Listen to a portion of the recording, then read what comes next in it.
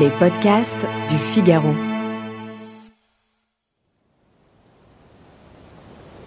Nous sommes à une trentaine de kilomètres au nord de Santa Fe, là où les Rocheuses flirtent déjà avec les 3000 mètres d'altitude. La forêt est épaisse et peut vite devenir hostile. Il n'y a qu'à voir cet orage de grêle qui vient tout juste d'éclater en ce début du mois de juillet. Notre histoire se passe à flanc de montagne dans un parc naturel à peine domestiqué par les Rangers du Nouveau-Mexique. C'est là que, les pieds dans la boue, une improbable confrérie se réunit pour ce qu'on pourrait appeler sa convention annuelle, si l'on veut. D'autres pourraient sans doute l'appeler plus simplement une chasse au trésor.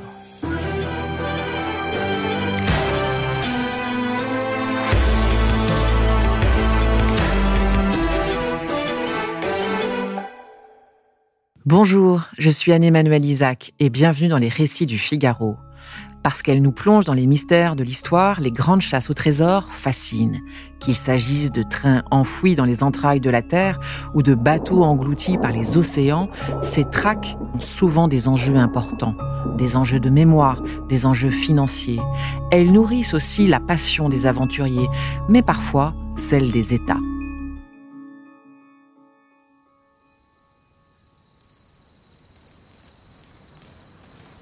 Ces campeurs aux allures de trappeurs ont tous un point commun.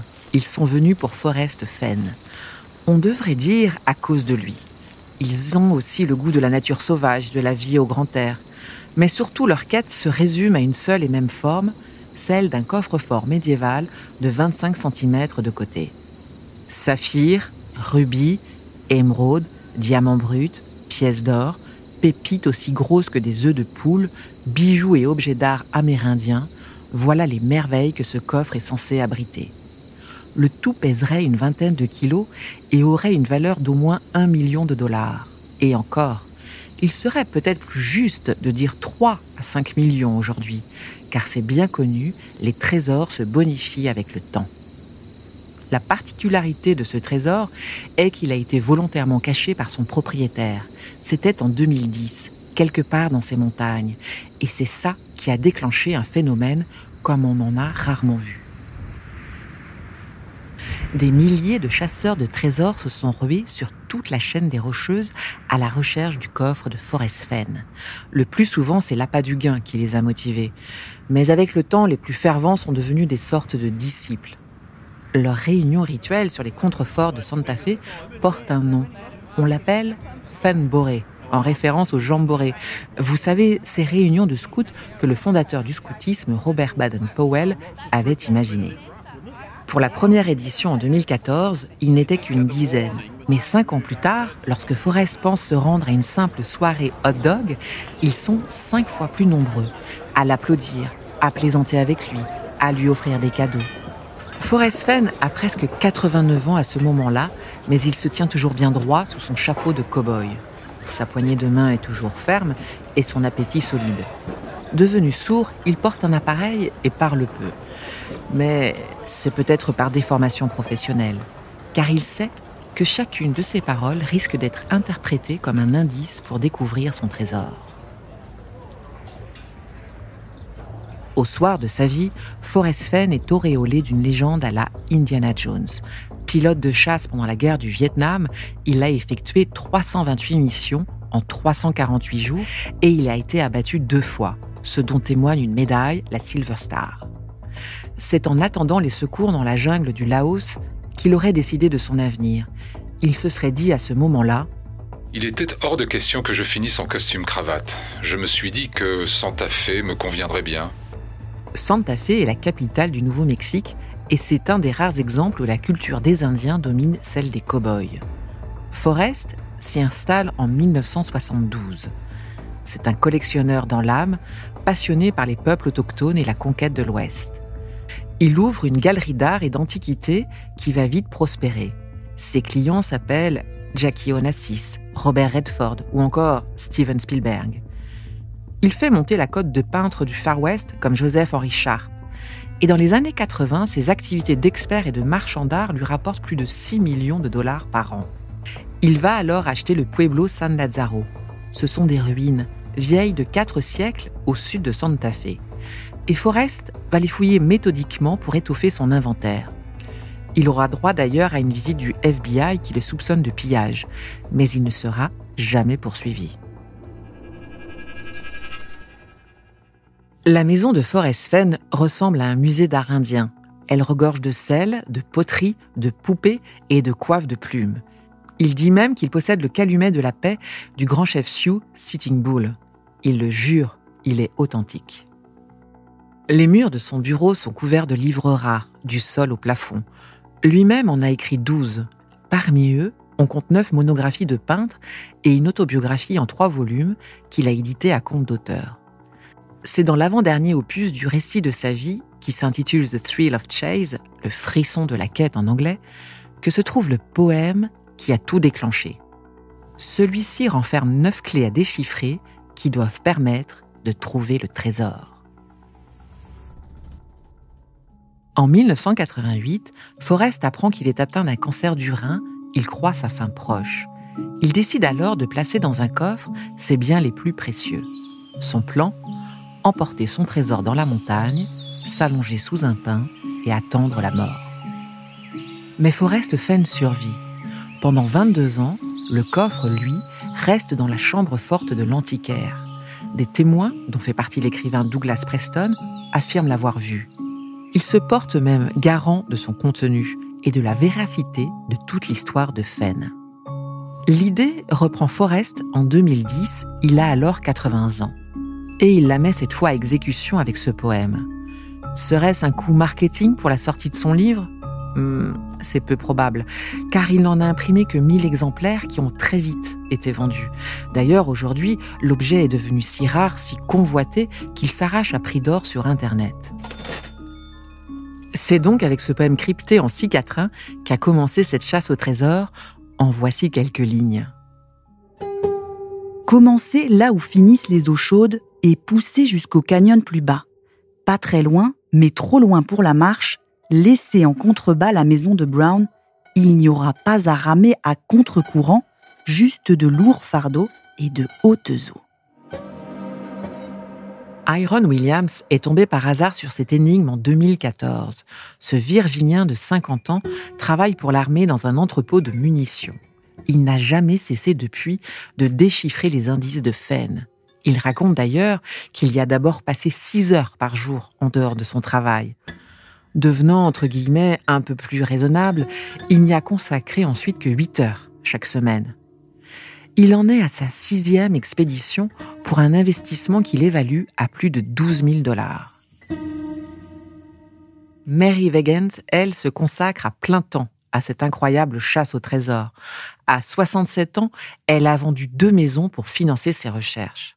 Tout a commencé lorsqu'elle a vu un reportage sur la chaîne NBC 6 ans plus tôt. Depuis, elle a lu et relu le poème, persuadée de découvrir un sens qui avait échappé aux autres.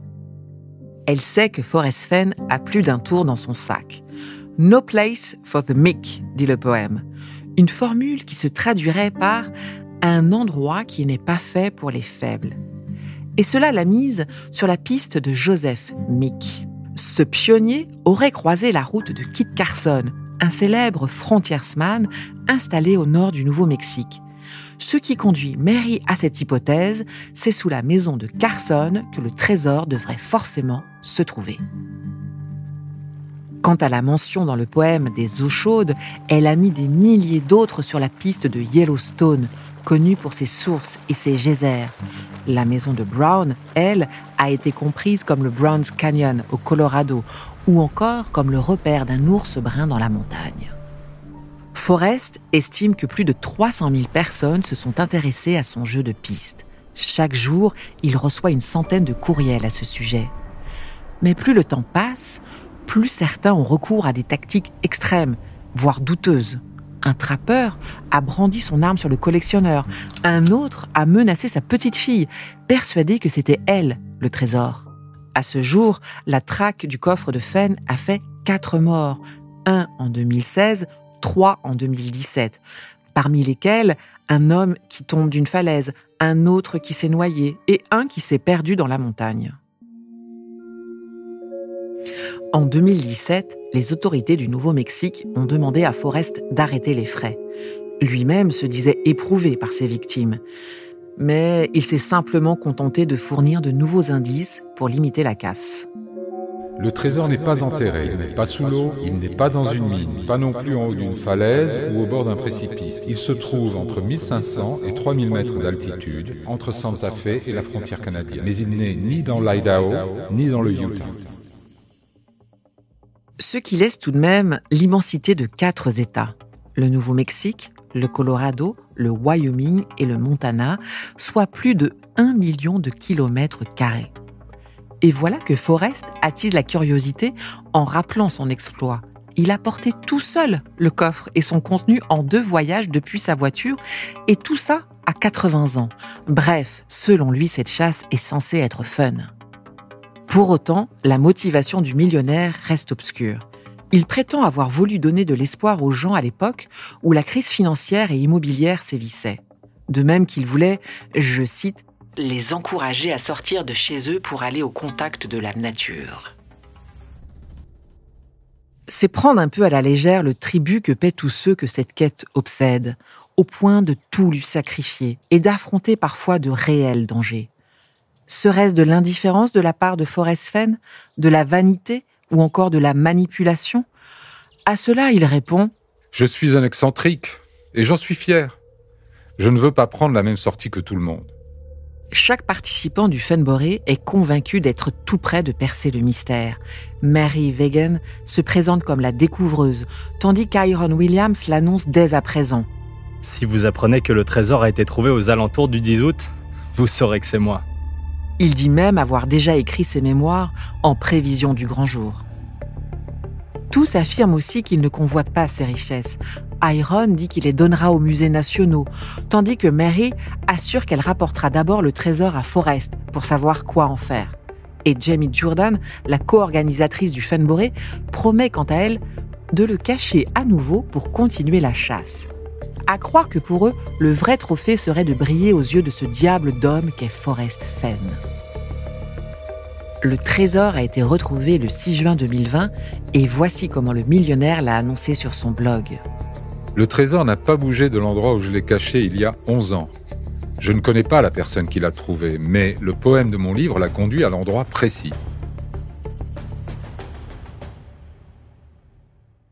C'est le clap de fin d'une des plus grandes chasses au trésor qui a mis en haleine des milliers d'Américains.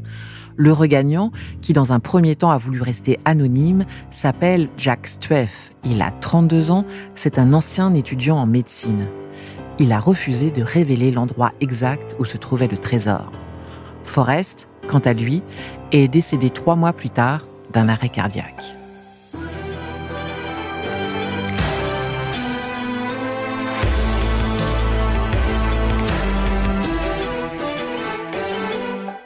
Merci d'avoir écouté cet épisode. La prochaine fois, je vous raconterai une autre histoire de chasse au trésor, alors soyez au rendez-vous.